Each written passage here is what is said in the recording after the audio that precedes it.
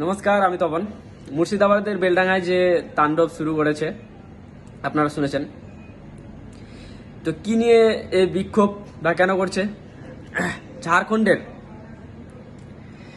মুর্শিদাবাদের এক শ্রমিক ঝাড়খণ্ডে কাজ করতে, সেখানে তার রহস্যজনকভাবে মৃত্যু হয়।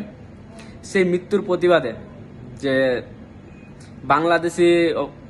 বাংলাদেশি বলে তাকে পিটিয়ে হত্যা করা হয়েছে, তারপরে তাকে ফাঁসি ঝুলিয়ে দেওয়া হয়েছে, এটা আশঙ্কা করছেন।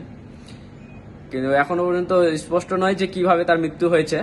সেটা নিয়েই বেলডাঙ্গাতে এই তাণ্ডব শুরু হয়েছে।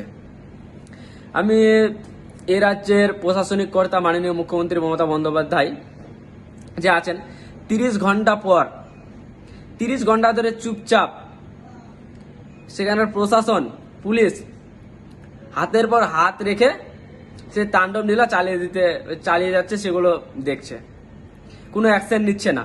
30 ঘন্টা পরে, বৈঠকের পরে সে তাণ্ডব কিছুটা হলেও শান্ত হয়। ভিন রাজ্যে একজন শ্রমিকের মৃত্যু ঘিরে যে তাণ্ডব লীলা চালিয়েছে এই রাজ্যের প্রশাসন ঘুমিয়ে আছে। কোথায় নিয়ে যাচ্ছে মাননীয়া রাজ্যটাকে আপনারা একবার ভাবুন।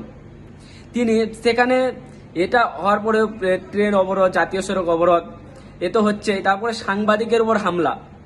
সেই পরিপ্রেক্ষিতে মাননীয় মুখ্যমন্ত্রীকে প্রশ্ন করলে তিনি জবাব দিচ্ছেন, সেদিন তো জুম্বাবার। তাদেরকে সবাই জানে যে সেখানে ভিড় হবে, তাহলে সেখানে কেন গেছে সাংবাদিকতা করতে? মাননীয়, আপনার কি এগুলো বলতে একটু লজ্জা হয় না? মাননীয়, সত্যি কি লজ্জা বলতে কিছু নেই এগুলো কথা বলতে? মাননীয় মুখ্যমন্ত্রী মমতা বন্দ্যোপাধ্যায়, তিনি প্রশাসনিক কর্তা, পুলিশ মন্ত্রী, তা সত্ত্বেও রাজ্যের এই দুর্দশা। ভাবতে পারছেন কোথায় যাচ্ছে রাজ্যটা?